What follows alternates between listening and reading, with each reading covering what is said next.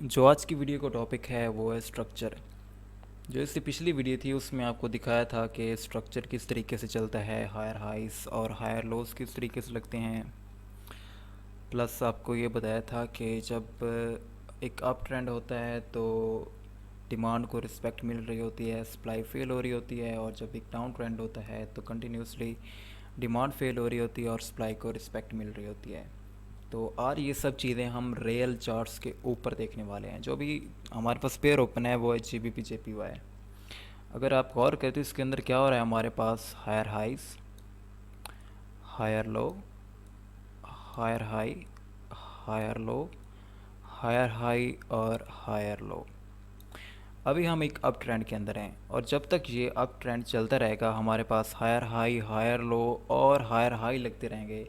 हम एक up trend के अंदर होंगे उस वक्त तक जब तक प्रीवियस हायर लो नीचे ब्रेक नहीं हो जाएगा। यानी कि अगर ये हाई इस लो को नीचे ब्रेक कर देता है तो हम एक बीरिश मार्केट के अंदर शिफ्ट हो जाएंगे। लेकिन अगर ये हाई अगर ये हाई इस लो को नीचे ब्रेक नहीं कर पाता और इस डिमांड जोन को रिस्पेक्ट देकर दोबारा से न्यू हायर हाई लगा देता है तो हम एक अप ट्रेंड के अंदर होंगे। और सेम इसी तरीके से जो एक बीरिश मार्केट होती है उसके अंदर lower low, lower high, lower low, lower high और लोअर लो लगते हैं।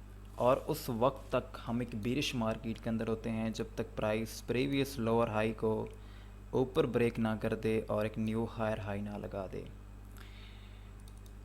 तो अगर हम यूरो यूएसडी का चार्ट देखें तो इसके अंदर हमारे पास lower low, lower high, lower low, lower high और लोअर लो। इसके अंदर हम अभी एक बीरिश मार्केट के अंदर हैं जब तक ये हाई मार्केट ऊपर को ब्रेक नहीं करती और एक न्यू हायर हाई नहीं लगाती। अगर प्राइस ये लोअर हाई ऊपर ब्रेक नहीं करती और एक हायर हाई नहीं लगाती उस वक्त तक हम एक बीरिश मार्केट के अंदर हैं। हम सेल ही करेंगे, हम सप्लाई को ही ट्रेड करेंगे। अभी सेम इसी तरीके से जब हमारे पास एक लोअर लो और एक लोअर हाई लगता है तो अभी ये जो चीज़ है तो इसे हम अपना इंटरनल स्ट्रक्चर कहेंगे, अपना सब स्ट्रक्चर कहेंगे। अभी ये M15 का टाइम फ्रेम है तो जब आप M1 में जाएंगे, M5 में जाएंगे तो आपके पास ये एक अप ट्रेंड होगा। ये M15 की करेक्शन M1 का अप ट्रेंड होगा, M5 का अप ट्रेंड होगा। लेकिन जैसे ही हम M15 के लोअर हाई पर पहुंचेंगे, सप्लाई जोन पर पहुंचेंगे तो हमें आइडिया होना चाहिए कि अभी हमने सेल ही करना है। तो हम सप्लाई को ट्रेड करेंगे यहाँ पर और सप्लाई को रिस्पेक्ट मिलेगी। और जैसे ही सप्लाई जोन पर प्राइस पहुँचेगी तो प्राइस एक न्यू लोअर लो लगा देगी।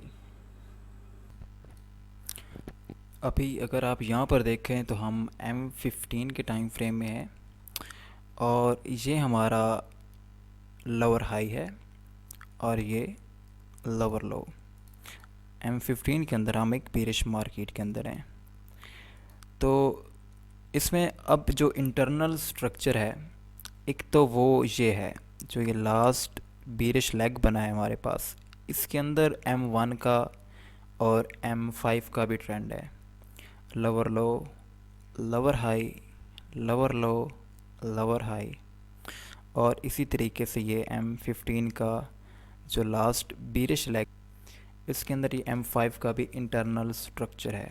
देन जब प्राइस लोअर लो लगाने के बाद एक लोअर हाई के लिए करेक्शन स्टार्ट करती है तो भी इसके अंदर छोटे टाइम फ्रेम का M1 का, M5 का एक अप ट्रेंड चलता है।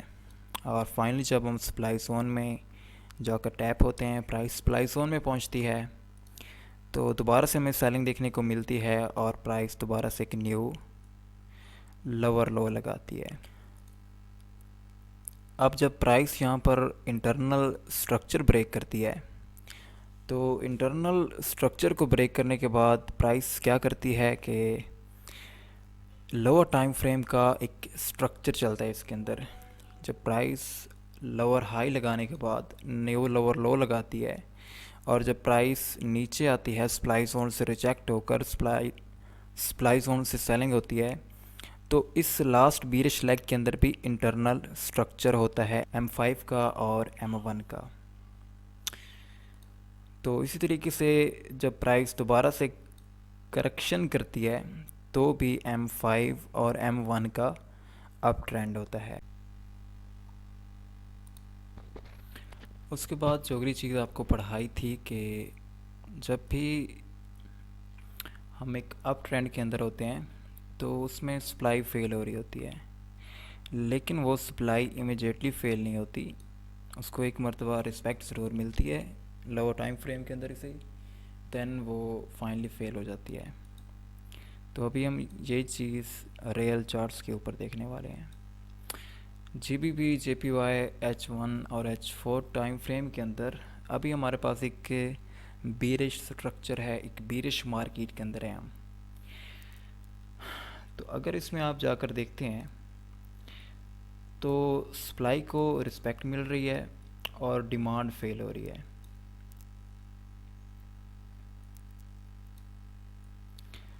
लेकिन हर एक डिमांड जोन से, हर एक सप्लाई जोन से हमें रिएक्शन ज़रूर मिलता है, चाहे वो एक दो कैंडल का रिएक्शन ही क्यों ना हो, लेकिन रिएक्शन ज़रूर मिलता है। अभी H4 के अंदर, H1 के अंदर ये सप्लाई जोन हमें इससे रिस्पेक्ट मिली, प्राइसेस नीचे आई। अभी हमारे पास एक ये डिमांड जोन बना और एक ये डिमांड जोन बना। इस वाले डिमांड जोन ने ये स्ट्रक्चर ब्रेक किए, देन इस वाले डिमांड जोन ने ये स्ट्रक्चर ब्रेक किया और उसी तरीके से प्राइसेस अब चलती गई, क्योंकि ये इंटरनल स्ट्रक्चर ब्रेक हो रहे हैं। प्राइसेस इंटरनल स्ट्रक्चर ब्रेक कर रही हैं डिमांड जोन को रिस्पेक्ट देते हुए, और ये एक अप ट्रेंड है M15 के अंदर। लेकिन जब प्राइसेस दोबारा से सप्लाई जोन पर जाती हैं तो हमें रिएक्शन देखने को मिलता है। अभी जो नीचे डिमांड जोन है वो इमीडिएटली फेल नहीं हो रहे।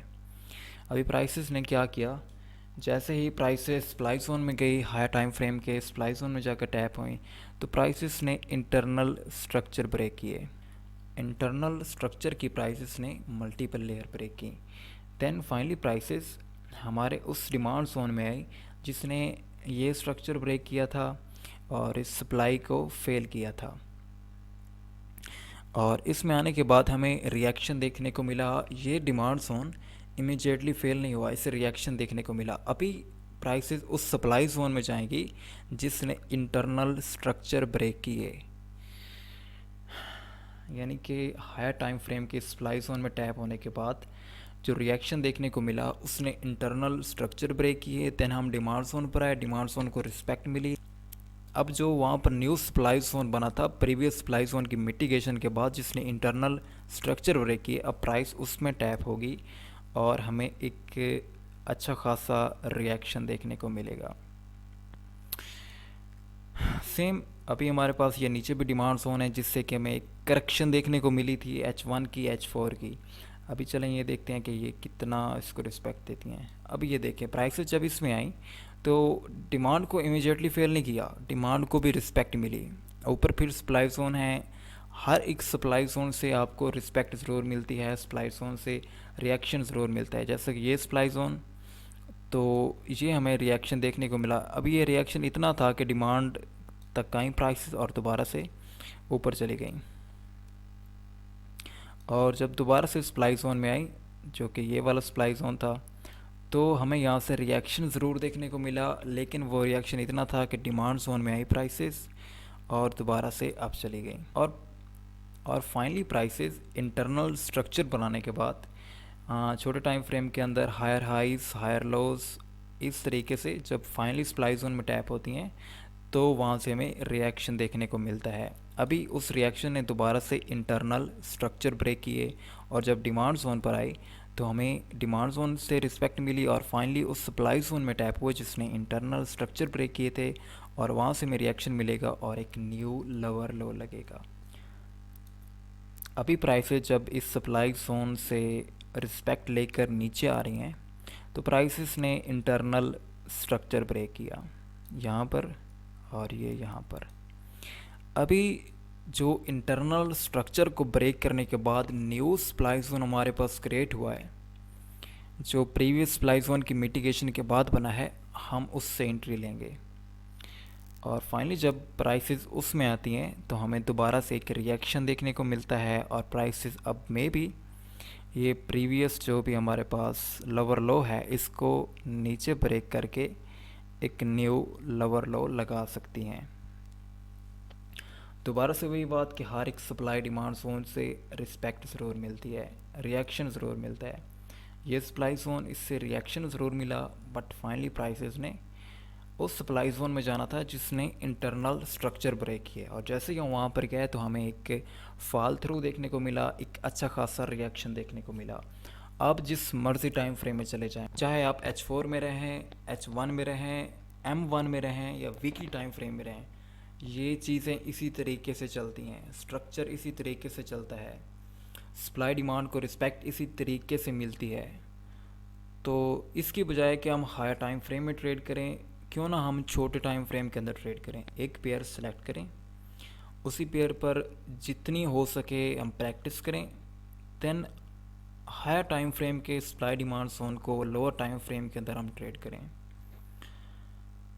अभी मिसाल ले लें, अभी आप लोअर टाइम फ्रेम के अंदर इस डिमांड को भी ट्रेड कर सकते थे, इस सप्लाई को भी ट्रेड कर सकते थे। ये एक अच्छी रिस्क रिवार्ड वाली ट्रेड्स थी, और फाइनली इस सप्लाई जोन से तो आपको अच्छी खासी ट्रेड भी मिलती, जो कि आपकी हाईली रिस्क रिवार्ड ट्रेड होती।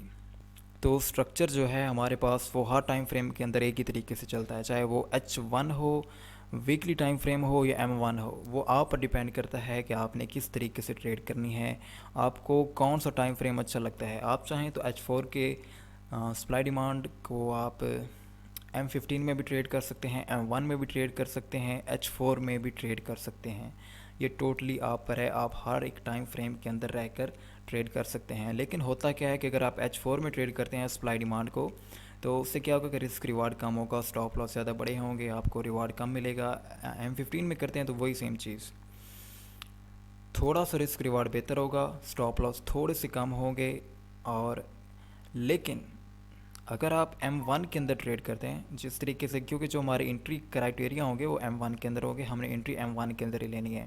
जब हम एंट्री पॉइंट पर जाएंगे तो ये सारी चीज़ें हम मुकम्मल डिस्कस करेंगे कि एंट्री किस तरीके से लेनी है, कन्फर्मेशन कौन सी होती है। तो आप M1 के अंदर कन्फर्मेशन देखें और वहाँ से एंट्री लें, आपका risk reward massive massive massive increase हो जाएगा। अगर H4 के अंदर आपको इस सप्लाई जोन से 1/3 रिस्क रिवार्ड मिल रहा है, M15 के अंदर 1/5 मिल रहा है, तो M1 के अंदर आपको 1/20, 30, 50 मिलेगा। लेकिन जितनी आप प्रैक्टिस करेंगे, आप उतना सीखेंगे, आपकी एंट्रीज़ उतनी ही अच्छी होती जाएंगी। अभी जो नेक्स्ट वीडियोस आएंगी उसमें हम स्ट्रक्चर को और डीपली रीड करेंगे और डीपली अंडरस्टैंड करेंगे। मल्टी टाइम फ्रेम एनालिसिस किस तरीके से किए जाते हैं, मल्टी टाइम फ्रेम के अंदर स्ट्रक्चर किस तरीके से चलता है।